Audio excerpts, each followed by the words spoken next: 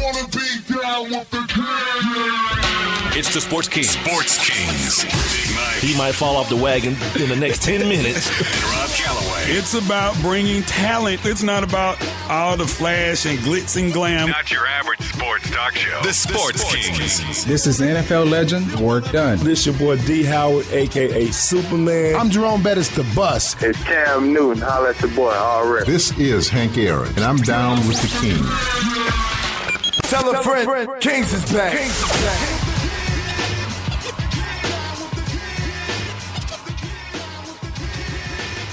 Well, looky here. Made it to another Friday, our second one in a row. That means we're on a streak. 2 in a row means a streak. This is the Sports Kings podcast. I'm Big Mike. He's Rob Calloway, with the other voice that you will hear here pretty soon. And when you hear laughing right now is Rob Calloway. We're being heard via Spreaker.com.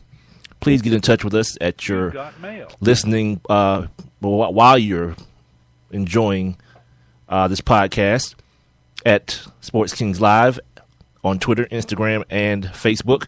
You can also email us at sportskingsatl@gmail.com. Yes, indeed. It is a rainy day here in the A. For those of you who don't know, if you're listening for the first time, we are based out of Atlanta. And, yeah, man, it's been raining. So you know what that means. They say those April showers bring May flowers, but it's still March.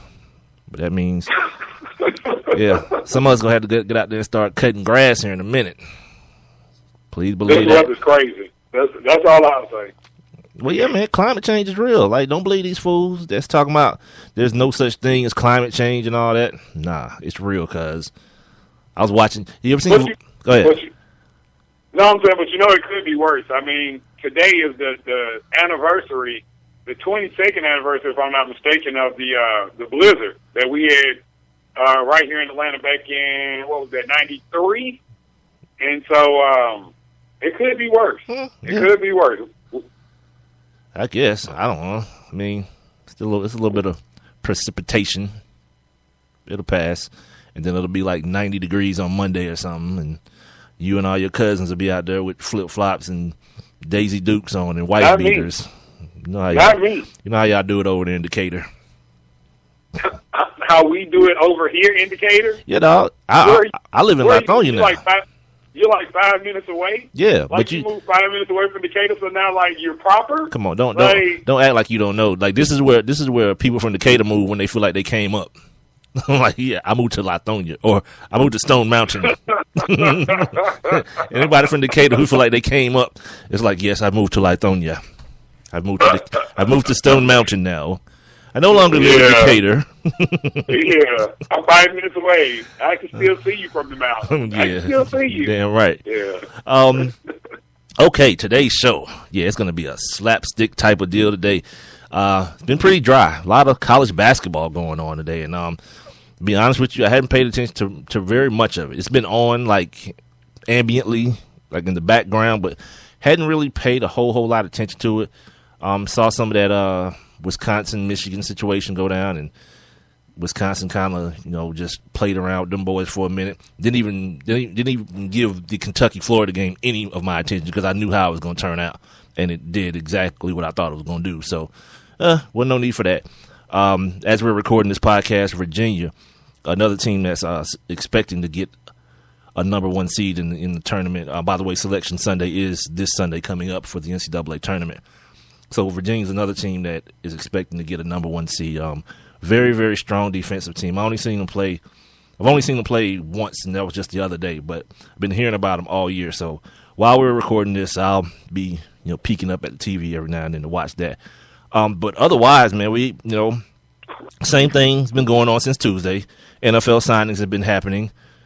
Nothing really huge today. It's like now the rocks are kind of settling now. The dust is kind of settling now, and you're getting into the second tier of NFL free agency now, where as some of the bigger names signed early, the Sues, the Jeremy Maclins of the world, the Darrelle Revises of the world, and now things are kind of settling down. The running backs are starting to find their footing a little bit. and realizing what the real market is, like that LaShawn McCoy, DeMarco Murray market it's not the real market. That's kind of that upper echelon of the market. And I read an article today on Pro Football Talk that's talking about that, how last year, the big winner who was Toby Gerhart, at like $3 million. Toby Gerhart. Right, the great white hype out of Stanford. He was the big winner last year at only about $3 million or something like that. But this year, you had Shady signed a big deal. You had DeMarco signed a big deal. You still got Adrian Peterson that's owed like $13 million from the Vikings this year, so he's still on the hook for a lot of money for a running back. And then you had the guys, like I mentioned it the other day, like, the Mark Ingrams of the world signed for like $4 million, which gave them an opportunity to get 2 running backs. They got C.J. Spiller today for like another $3 million. The Ryan Matthews of the world, $3 million about like 3 years, $11 million. Frank Gore, 4 years, $16 million. So that's pretty much what the market is now. Like the big name guys got the big money. Well, how about the dude that we talked about yesterday? And we kind of clowned him yesterday, but he found a home in Dallas, being Darren McFadden. Another guy, yeah. I mean, for like $3 million over like a 2-year deal. Nothing that's gonna break the bank. It'll give him an opportunity if anything else comes about. Which, by the way, speaking of things coming about, we also talked about Trent Richardson getting cut, right? And Trent. Filed a grievance. Yeah, he filed a grievance, but it's what he said as well. In my next stop, I'm going to be a starter. First of all, B, you got to find the next stop. Two teams have wasted first-round picks on you, and you've done absolutely nothing. You remember when? And see, this is why I'm a big proponent. If you mean what you say, do not apologize. Don't apologize for Jack, because do you remember when Jim Brown, a lot of people's greatest football player ever, said, "This kid doesn't impress me not one bit." Yeah, he's average as hell. And everybody was like, "Oh, Jim's just mad. He's just mad because Mike Holmgren won't let him be around the team." No, he was right. He came back and he started apologizing and said, "Oh, I just said it to motivate the kid." No, my man, you was right from the beginning. Now no one's going to give you credit for it because why? You came back and you took it back. You took it back. Please. You took it back. Please, let that be a lesson. Kids, if you're listening to this, I don't know why you would like yesterday, but if you are, if you mean what you say, and what you said is thoughtful enough, you put enough thought into it, don't take it back. Don't let anybody pressure you into taking it back, because that man was right as right could be. Trent Richardson is nothing as a running back. He can't play NFL running back. Period. So now for him to say, I'm going to go start somewhere, you're not. Well, no, but there's a lot of people that feel like that about just offensive players from the University of Alabama as a whole. I mean, when you look around the landscape, I mean, you see a guy like Mark Ingram, re-signed with the Saints. But, I mean, these guys, and I'm not trying to, take away from what they accomplished in college, but a lot of these guys, Julio Jones included, leave something to be desired once they get in the NFL. You think there's more to be desired out of Julio? I think that's interesting. Yeah, I mean, you know what? From the Julio standpoint, what bothers me the most about him is the fact that the same thing that hampered him in college, the injuries, is the same thing that's hampering him in the NFL. We haven't had a full 16-game season out of Julio since he's been here. But I mean, production-wise, though, you can't really. Well, production-wise, we're getting what we need out of it. But those games that he's been absent, I mean, they've definitely missed him. I mean, he's been needed. So, he's probably the one exception, maybe. But no, I mean, he's not able to stay on the field. You got Eddie Lacy up there in in Green Bay. Yeah. Eddie Lacy's doing his thing. Yeah, he came on. You're right. I'm just kind of that guy I kind of shy away from that whole associating things with schools type things. Like, oh God, he's another USC quarterback. Yeah, maybe, but I don't think necessarily one has to do with the other. It may, but I personally don't think it does. I just think Trent Richardson is a guy like you got to understand those lines, those offensive lines at Alabama are adults, and they're pushing around people's children. Like those are some huge athletic kids that Nick Saban brings in there to just manhandle other people's kids and let these boys just run behind them. I mean, we'll see when it comes to what's the kid that wears number 4. They got the kid Henry that's still there, right? And God, what's the kid's name? The other running back. Come on, man. T.J. Yeldon. For Alabama? Yes, T.J. Yeldon. So we'll see when. Nice. Yeah, we'll see when these dudes, find their way. Is he coming out this year? Is Yeldon one of the running backs in the draft this year? I don't think so. I didn't see him. Don't make me lie. I didn't hear. I didn't see him. I think he would have put. Matter of fact, the Alabama running back in this draft, his name is Blake Sims. He actually threw the ball for them last year. Right. I ain't trying to but laugh. You know what? I ain't trying to The laugh. one thing about Blake, and if I'm an NFL scout or one of the decision makers on the team, like the real deal is, I might not be against drafting Blake Sims as an athlete, because the one thing that I don't think he gets a lot of credit for is the fact that he was willing to play whatever position Nick Saban asked him to play, even though he was a quarterback and was highly touted coming out of Buford. That dude is playing. No, he didn't go to back. Buford. He didn't go to Buford. He went to Gainesville, the Red Elephants. Well, Gainesville High, right? Yeah. But he's played every offensive position that Nick Saban asked him to do, and according to Coach Saban, he did it and didn't, and did it, with no argument.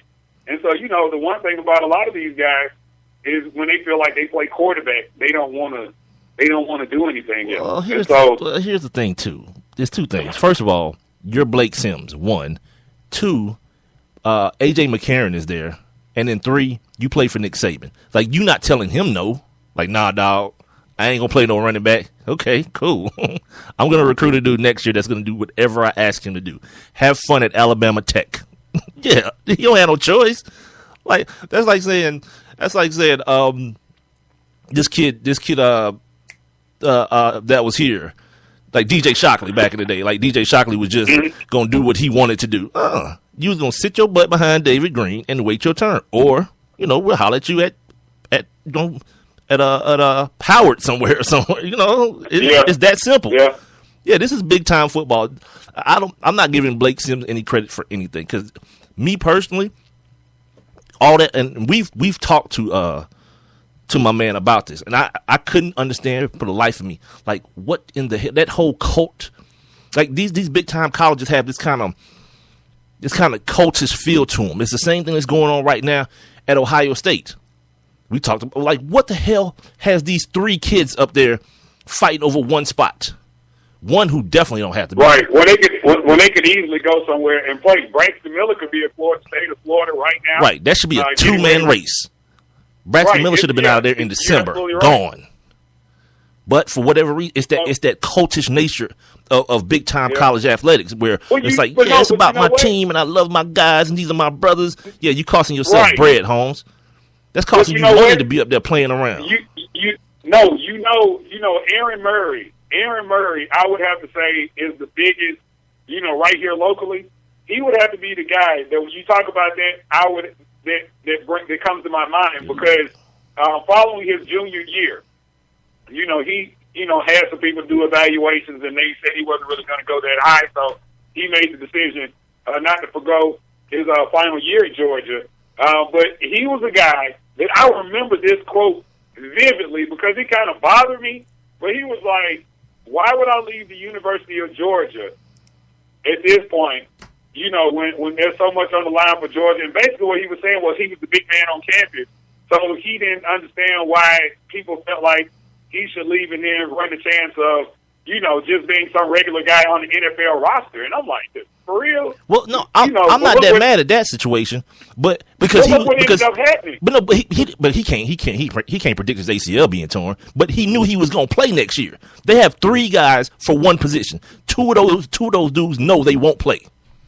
That's my problem. But if you love your school, right?